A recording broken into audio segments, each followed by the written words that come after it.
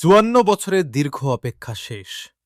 Apollo মিশনের পর মহাকাশ গবেষণার সবচেয়ে যুগান্তকারী মিশন আর্টেমিস-২ সফলভাবে তার যাত্রা সম্পন্ন করেছে। ১৯৭২ সালের পর এই প্রথম মানুষ আবারও চাঁদের এত কাছে পৌঁছাল। আপনাদের সবাইকে স্বাগত জানাচ্ছি সাকিব টিভিবিডি চ্যানেলে, আর আপনাদের সাথে আছি আমি, সাকিব। মহাকাশ বিজ্ঞানে পাতা উল্টে আজ আমরা জানব নাসার এই ঐতিহাসিক আর্টেমিস-২ মিশন সম্পর্কে একদম বিস্তারিত তথ্য। চলুন শুরু করা যাক। আর্টেমিস-২ হল নাসার আর্টেমিস প্রোগ্রামের প্রথম মানববাহী মিশন।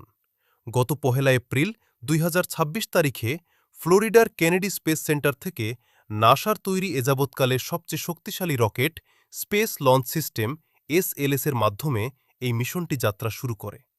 এই মিশনে নভোচারীরা ছিলেন ওরিয়ন নামের একটি অত্যাধুনিক স্পেসক্রাফটে।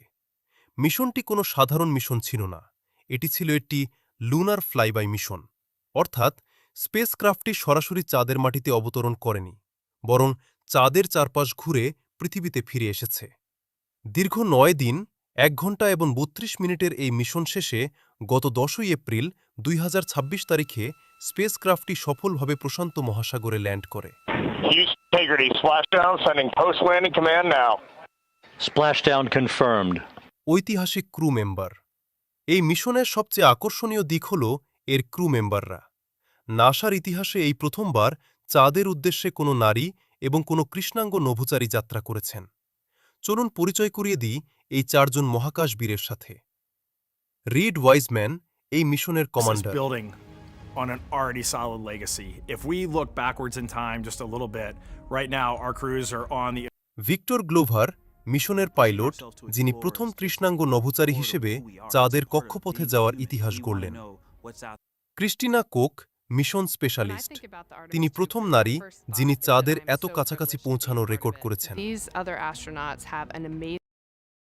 জেরেমি হ্যানসেন কানাডিয়ান স্পেস এজেন্সির CSA নভোচারী, প্রথম অমার্কিন নাগরিক হিসেবে তিনি এই চন্দ্রাভিযানের অংশ হয়েছেন। জানেন কি, আর্টেমিস-২ মিশনটি মানুষের মহাকাশ যাত্রার ইতিহাসে একটি নতুন রেকর্ড তৈরি করেছে। এই মিশনে নভোচারীরা পৃথিবী থেকে প্রায় ২,৫২,৭৫৬ মাইল দূরে ভ্রমণ করেছেন।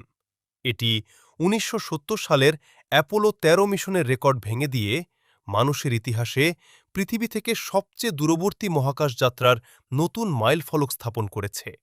এই মিশনের মূল উদ্দেশ্য ছিল ওরিয়ন স্পেসক্রাফটের লাইফ সাপোর্ট এবং নেভিগেশন সিস্টেমগুলো যাচাই করে দেখা। আর্টেমিস-২ মিশন সফলভাবে সম্পন্ন হওয়ার মানে হল খুব শিগগিরই আর্টেমিস-৩ মিশনের মাধ্যমে মানুষ আবারও চাঁদের বুকে পা রাখতে চলেছে। আর এই সব কিছুই হচ্ছে ভবিষ্যতে মঙ্গল গ্রহে মানুষের প্রথম যাত্রার প্রস্তুতি হিসেবে। তো বন্ধুরা, মহাকাশ গবেষণার এই বিশাল অর্জন এবং আর্টেমিস-২ মিশনের অজানা তথ্যগুলো আপনাদের কেমন লাগল? ভবিষ্যতে মঙ্গল গ্রহে মানুষের বসবাস কি সম্ভব হবে বলে আপনি মনে করেন? কমেন্ট করে অবশ্যই আপনার মতামত জানাবেন। ভিডিওটি ইনফরমেটিভ মনে হলে একটি লাইক দিন এবং শেয়ার করে বন্ধুদেরও জানার সুযোগ করে দিন। বিজ্ঞান, প্রযুক্তি এবং মহাকাশের এমন আরও চমকপ্রদ তথ্য পেতে সাকিব টিভিবিডি চ্যানেলটি এখনই সাবস্ক্রাইব করে বেল আইকনটি বাজিয়ে দিন। আজকের মতো বিদায় নিচ্ছি, দেখা হবে পরবর্তী ভিডিওতে।